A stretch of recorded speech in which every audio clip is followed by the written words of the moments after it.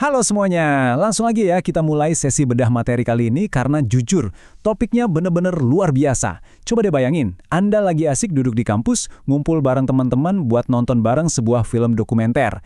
Tiba-tiba aparat militer datang dan ngebubarin acara itu secara paksa. Kedengarannya kayak kejadian dari zaman dulu kan?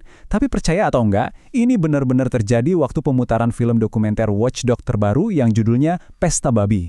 Filmnya dilarang, pemutarannya diintervensi. Nah pertanyaannya sekarang, kenapa bisa sampai dilarang gitu? Iya, kenapa coba? Ada yang mau melarang film yang bahas soal pesta babi. Apa yang kira-kira bikin film tentang festival budaya masyarakat adat Papua ini dianggap sebegitu mengancamnya? Soalnya gini, ini bukan film tentang resep masakan atau sekedar perayaan biasa, sama sekali bukan. Dokumenter ini sebenarnya merekam sesuatu yang jauh-jauh lebih masif. Sesuatu yang bersinggungan langsung dengan kepentingan ekonomi raksasa di negara kita. Dan disinilah sebuah konsep unik yang namanya Streisand Effect bekerja dengan sempurna. Pernah dengar? Jadi makin keras aparat berusaha ngembungkam film ini, publik malah jadi makin penasaran.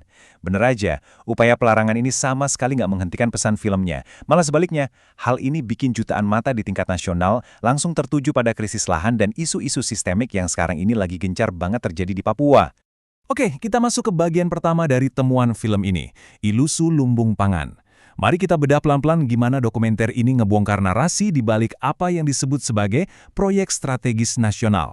2,5 juta hektar. Wah, angka yang luar biasa besar kan? Ini adalah luasan kawasan hutan di Papua yang dibidik sama pemerintah untuk proyek lumbung pangan dan energi. Biar gampang ngebayangin ya, coba ambil luas seluruh wilayah ibu kota Jakarta, terus kalikan 38. Nah, sebesar itulah kira-kira. Dan ingat, area seluas itu saat ini adalah hamparan hutan hujan dan rawa alami yang rencananya bakal dibabat habis. Terus buat apa aja lahan seluas itu? Menurut investigasi dari dokumenternya, pembagiannya kira-kira begini. 1,3 juta hektar buat padi, 560.000 hektar untuk tebu, 400.000 hektar untuk kelapa sawit, dan sisanya 380.000 hektar buat peternakan. Jadi, kita lagi ngomongin soal perombakan ekosistem alam dalam skala yang benar-benar belum pernah terjadi sebelumnya. Nah, bagian ini nih yang bikin semuanya jadi sangat menarik. Ada dua narasi yang saling tabrakan di sini. Di satu sisi, pemerintah bilang ini adalah langkah penting buat kemandirian energi dan bikin biofuel hijau kayak bioetanol S10 dan biodiesel B50. Kedengarannya bagus kan? Tapi tunggu dulu. Para ahli dan aktivis lingkungan di dalam film itu menyebut ini sebagai praktek greenwashing. Paradoksnya, niat buat bikin energi rendah emisi ini justru diklaim jadi mesin pendorong utama terjadinya deforestasi tropis dan hilangnya ruang hidup masyarakat adat di sana. Dan kalau kita lihat ke belakang, sejarah itu kayak terulang lagi. Pakar-pakar di dokumenter ini ngingetin kita kalau janji-janji manis semacam ini tuh udah pernah ada, mulai dari proyek 1 juta hektar di era Pak Harto yang malah berujung pada kebakaran hutan parah, terus proyek MIFI di zamannya Pak SBY, sampai ke ambisi 2,5 juta hektar dari era Pak Jokowi yang sekarang dilanjutin sama Pak Prabowo. Semuanya selalu bawa-bawa janji soal lumbung pangan, tapi dokumenter ini menyoroti ujung-ujungnya ekosistem yang malah jadi korbannya. Lanjut ke bagian kedua. Oligarki dan penguasaan negara. Pertanyaan terbesarnya adalah, kalau lahannya dibuka sebesar itu, siapa sih yang sebenarnya paling diuntungkan? Disinilah dokumenter tersebut ngelempar sebuah klaim investigasi yang benar-benar bikin kaget. Khusus di Merauke, konsesi lahan buat perkebunan tebu itu dibagiin ke 10 perusahaan yang berbeda. Sekilas, di atas kertas, ini kelihatan kayak persaingan pasar yang sehat dan beragam ya kan? Tapi, coba kita intip sedikit lebih dalam. Begitu ditelusuri, ke-10 perusahaan tadi ternyata ujung-ujungnya ngumpul di satu payung yang sama, Merauke Sugar Group. Dan kalau ditarik lagi ke atas, dokumenter ini mengklaim kalau jaringan perusahaan raksasa ini bermuara pada satu kekuatan besar, yaitu keluarga miliarder Fang Yono yang juga punya ikatan bisnis super erat sama raksasa agribisnis global Wilmar. Jadi bukannya ngelihat persaingan kompetitif, narasinya malah nunjukin adanya penguasaan yang sangat terpusat. Gak cuma itu, film ini juga ngasih lihat betapa masifnya skala industrialisasi yang main di sini. Misalnya keterlibatan John Lin Group yang dipimpin tokoh pengusaha Haji Isam. Bayangin aja kontrasnya ya. Di satu sisi ada petani adat Papua yang masih merawat pohon sagu pakai alat-alat tradisional warisan leluhur. Tapi di sisi lain, kontraktor proyek ini mendatangkan sampai 2.000 unit ekskavator untuk membelah hutan demi ngebangun jalan raya sepanjang 135 km. Benar-benar jomplang banget. Jadi pertanyaannya, kok bisa proyek raksasa kayak gini jalannya gampang banget dan langsung dapat izin? Menurut analisis pakar dan aktivis di sumber materi kita ini, kuncinya ada di status ajaib bernama Proyek Strategis Nasional. Ditambah lagi aturan turunan dari Undang-Undang Cipta Kerja. Status ini ibarat jalur tol cepat. Kajian krusial kayak AMDAL bisa dikesampingkan sementara atau dibikin menyusul. Terus, gimana dengan partisipasi masyarakat adat? Menurut mereka, hampir nggak ada sama sekali. Masuk ke bagian ketiga dari bedah materi kita, penegakan militer. Sekarang kita bahas gimana sih cara mereka mengamankan proyek sebesar ini di lapangan. Ada sekitar 56.000 personel militer Indonesia yang diperkirakan lagi disiagakan di Papua saat ini. Nah, yang disoroti oleh narasumber di film itu, sebagian besar dari prajurit ini tuh bukan ditugaskan buat di medan tempur loh. Mereka justru dikerahkan buat ngejagain proyek-proyek ekstraktif tadi, ngawal alat-alat berat, bahkan sampai ngebangun markas komando persis di atas tanah warga. Dan ketimpangannya tuh kerasa banget kalau kita lihat rasio tentaranya. Di Papua, perbandingannya adalah 1 tentara untuk setiap 100 penduduk. Sementara rata-rata nasional kita tuh cuma 1 tentara buat 696 penduduk. Jauh banget kan bedanya? Dokumenter ini nekenin banget gimana buat suku-suku lokal kehadiran aparat keamanan yang luar biasa padat ini nimbulin trauma sejarah dan rasa intimidasi di kehidupan mereka sehari-hari.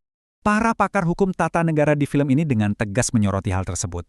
Mereka bilang, tugas utama militer sesuai konstitusi itu kan pertahanan negara, bukan malah beralih fungsi jadi petani atau satpam proyek korporasi. Kondisi ini nimbulin sebuah ilusi seolah-olah kepentingan perusahaan adalah urusan keamanan nasional. Nah, di kalangan pengamat, fenomena kayak gini sering disebut sebagai pembajakan kebijakan, atau istilah kerennya, state capture. Oke, sekarang kita sampai di bagian keempat yang menurut saya paling menyentuh, perlawanan masyarakat adat dalam mempertahankan rumah leluhur mereka. Di balik semua angka triliunan rupiah dan jutaan hektar yang kita bahas tadi, ada nyawa dan manusia di sana. Suku-suku Papua seperti Auyu, Muyu, Ye, dan Malin terus bertahan, melawan kekuatan raksasa yang seolah mustahil buat dikalahin. Ada satu kutipan dari tetua adat di film itu yang bilang, "Tanah ini diciptakan oleh Tuhan. Kami ini hanya memiliki hak jaga." Kalimat ini benar-benar jadi inti perjuangan mereka. Buat mereka, hutan itu bukan properti komoditas yang bisa diuangkan gitu aja. Hutan itu apotek hidup mereka, lumbung pangan mereka, dan titipan spiritual. Jadi mereka merasa nggak punya hak buat menjualnya, karena tugas mereka adalah menjaganya. Dan cara mereka melawan itu benar-benar luar biasa, sangat damai tapi kuat secara kultural. Mereka secara kolektif menancapkan lebih dari 1.800 salib merah dan palang-palang sasi adat di batas-batas hutan mereka. Mereka kompak nolak rayuan uang kompensasi perusahaan dan bahkan rela menempuh perjalanan yang sangat panjang ke pengadilan di Jakarta cuma buat nuntut hak-hak ekologis mereka lewat jalur hukum. Yang akhirnya bawa kita kembali ke pertanyaan paling awal dari penjelasan kita ini. Apa sih sebenarnya pesta babi buat masyarakat Muyu itu? Dan kenapa hal itu bikin pihak-pihak tertentu sampai ngerasa harus melarang film dokumenternya? Ternyata, pesta babi itu sama sekali bukan sekedar acara kumpul-kumpul sambil makan-makan. Jauh dari itu. Ini adalah sebuah strategi pertahanan peradaban yang super jenius. Bayangin, persiapannya aja butuh waktu 10 tahun loh. Babi-babi ini nggak diternak di dalam kandang, tapi dilepas liarkan di hutan. Artinya apa? Supaya pesta ini bisa kejadian 1 dekade lagi, mereka wajib menjaga hutan itu tetap rimbun dan sehat. Belum lagi, siklus saling memberi di pesta ini adalah cara mereka mempererat aliansi antar marga supaya bisa bersatu memblokir laju ekskavator perusahaan. Keren banget kan? Ini benar-benar bentuk perlawanan ekologis. Dan inilah alasan utama kenapa semua yang kita bahas ini sangat-sangat penting buat Anda. Iya, Anda yang lagi dengerin ini, dimanapun Anda berada. Konflik ini tuh bukan cuma masalah lokal nun jauh di timur Indonesia. Hutan hujan Papua adalah salah satu dari 5 benteng paru-paru dunia terakhir yang masih tersisa di bumi kita. Jadi, kalau kita ngerusak hutan itu atas nama energi hijau buat kendaraan di kota-kota besar, secara nggak sadar kita sebenarnya lagi mempercepat krisis iklim global buat kita semua.